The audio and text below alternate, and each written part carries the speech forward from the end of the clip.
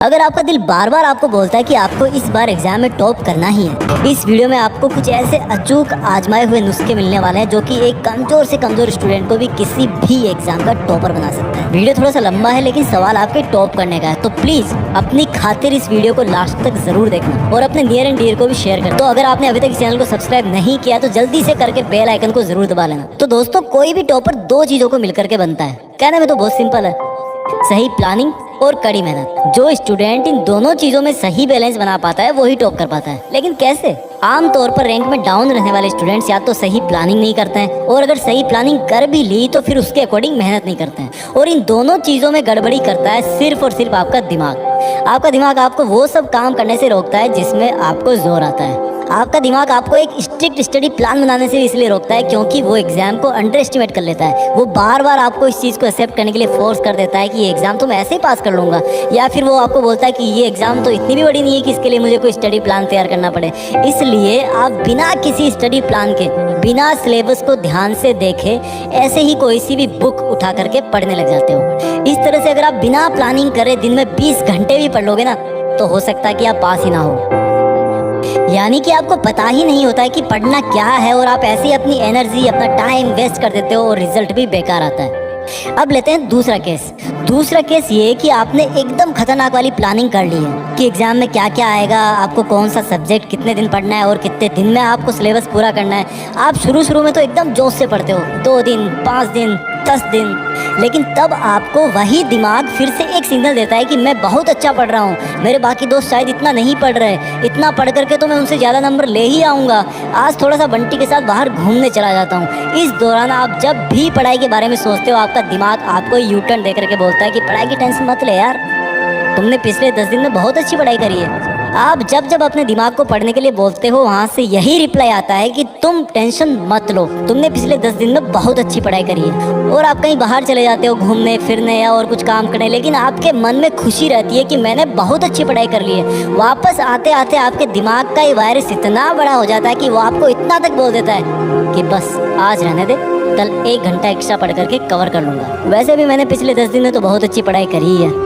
इस तरह से दिमाग का ये पढ़ाई को टालने वाला वायरस बड़े से बड़ा होता जाता है और हम उसके गुलाम बनते जाते हैं, और थोड़े ही दिन में वो जो टाइम टेबल होता है वो किसी कॉपी या किताब के पन्नों में खो जाता है। यानी कि जिस दिमाग ने तुमसे खतरनाक वाली पढ़ाई की प्लानिंग बनवाई, जिस दिमाग ने तुमसे 10 दिन तक पढ़ाई करवाई, उसी दिमाग ने थोड़ा टाइम और गुजरने के बाद आपको बोला कि यार स्टडी प्लान की ज़रूरत क्या है, ऐसे ही पढ़ लेगा तब भी टॉप कर सकता है, करनी तो पढ़ाई है ना। यानी कि प्लानिंग बहुत अच्छी थी, लेकिन तुम्हारे दिमाग ने तुम्हें खुद को ही धोखा दे करके प्लानिंग का सत्यानाश कर दिया और पढ़ाई करने से भी रोक दिया, और अगेन तुम्हारे मार्क्स फिर से कम आते हैं। समझ में आ गया तुम क्यों नहीं टॉप कर पाते? अब बात करते हैं इस प्रॉब्लम के सॉल्यूशन की, जो कि एक कमजोर से कमजोर स्टूडेंट को भी टॉपर बना सकती है।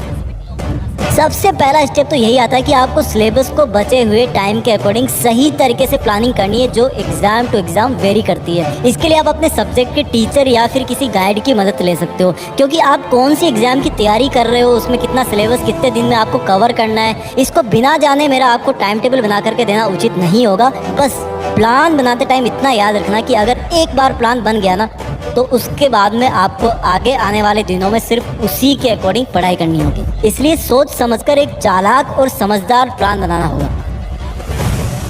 दूसरी बात आती है मेहनत की। तो एक लाइन में अगर मैं कहूँ तो बात यह है कि आपको लास्ट मिनट तक पढ़ाई का जुनून नहीं छोड़ना है। स्टडी प्लान से लेकर के एग्ज़ाम के लास्ट दिन तक, लास्ट मिनट तक आपको मेहनत करनी है, मेहनत करते रहना है। लेकिन इसका मतलब ये नहीं है कि आप 24 घंटे ही पढ़ते जाएं। देखो, जब भी कोई खिलाड़ी अपने आप को एक लंबी मैराथन दौड़ के लिए तैयार करता है, तो इसका मतलब ये नहीं है कि वो 24 घंटे तक दौड़ता ही रहता है, रेगुलर ब्रेक्स भी लेना ज़रूरी है। अब देखो, 24 घंटे के दौरान हर स्टूडेंट के दिमाग का एक्टिव रहने का टाइम पीरियड भी अलग अलग होता है। किसी का सुबह काम करता है, किसी का रात को, वो आपको अपने हिसाब से तय करना है। इसके बाद सबसे मेन बात आती है कि कंसंट्रेशन कैसे रखें पढ़ते टाइम।